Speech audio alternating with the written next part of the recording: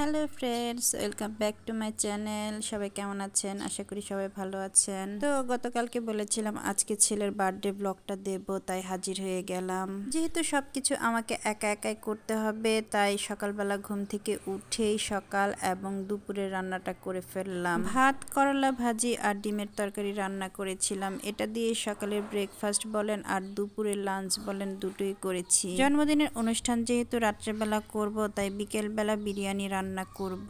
আমরা যখন হিসেব করে দেখলাম মোটামুটি প্রায় 30 থেকে 40 জন নিমন্ত্রিত অতিথি, তখন আদিত্যর বাবা অনেকটা অবাক হয়ে গিয়েছিল।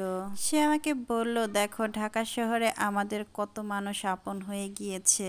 রান্নার ফাঁকে আমি আমার ছেলেটাকে একটু দেখার জন্য রুমে চলে গেলাম। দেখতে পেলাম মশারি খুলে তার ভিতরে ঢুকে শুয়ে আছে।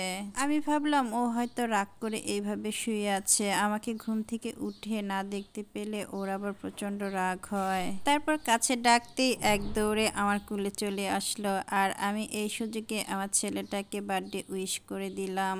ওকে পেয়ে আমার জীবনটা পুরোপুরি বদলে গিয়েছে। ওকে পেয়ে আমি নতুন করে হাসতে শিখেছি, জীবনটাকে সুন্দর করে উপভোগ করছি শুধুমাত্র ওর কারণেই। এখন আমার কোনো কিছু নিয়ে আক্ষেপ হয় না, কোনো কিছু না পেয়ে মন খারাপও হয় না। ওর মুখটা দেখলেই আমার মনে হয় আমি পৃথিবীতে সবচাইতে সুখী মানুষ। আগের দিনই আমরা সব বাজার সদাই করে রেখেছিলাম, বসে বসে একাই সবটা কাটাকুটি করছিলাম। কাউকে যদি ডাকতাম তাহলে অবশ্যই এসে আমাকে হেল্প করতো, কিন্তু আমি কাউকে ডাকিনি।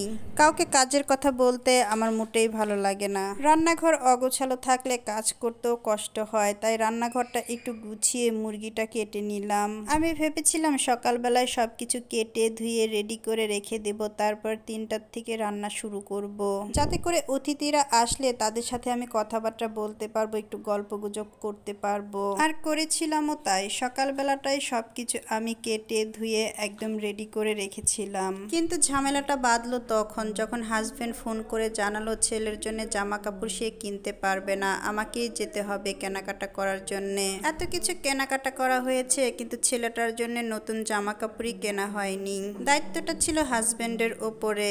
সে যখন করতে পারবে না, কি আর করার, আমাকেই যেতে হবে। এতক্ষণে ভাবিও চলে এসেছে আমাকে হেল্প করতে, তাই ভাবির কাছে আলু আর মাংসটা ভাজতে দিয়ে আমি চলে গিয়েছিলাম স্নান করতে। স্নান করে এসে দেখতে পেলাম ভাবির মাংস আর আলুটা ভাজা হয়ে গিয়েছে। তারপর ভাবিকে নিয়ে আমি আর আদিত্য চলে গেলাম শপিং করতে।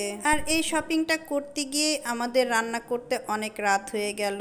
একদিকে সব গেস্ট এসে পড়েছে, অন্যদিকে রান্না চলছে।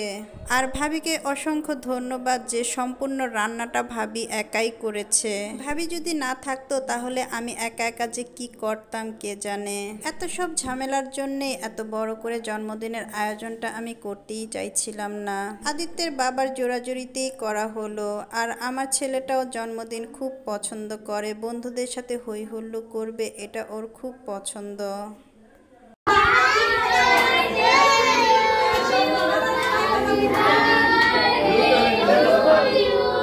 না হয় আমাদের একটু কষ্টই হয়েছে, কিন্তু আমার ছেলেটা এই দিনটা তো একটু স্পেশালভাবে কাটিয়েছে। সব বাচ্চারা কেকের উপর ঝাঁপিয়ে পড়েছে, এটাই তো জন্মদিনের আনন্দ। সবচেয়ে ভালো লেগেছে যাদেরকে নিমন্ত্রণ করেছিলাম তারা সবাই উপস্থিত ছিল। আজকে তবে এতটুকুই। সবাই ভালো থাকবেন, সুস্থ থাকবেন, আর আমার ছেলেটার জন্য আশীর্বাদ করবেন।